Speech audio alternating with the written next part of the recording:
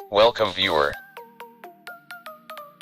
This video tutorial describes, fix there was a problem sending the command to the program in Microsoft Excel.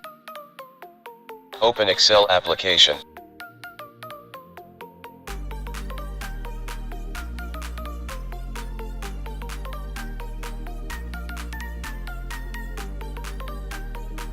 Click File, click Options.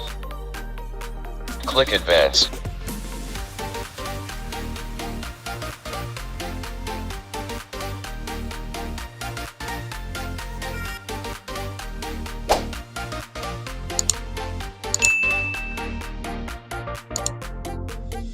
Uncheck Ignore other applications that use dynamic data exchange.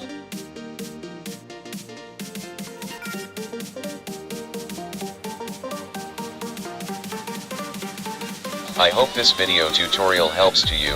Please like, share and don't forget to subscribe my channel. Thank you very much.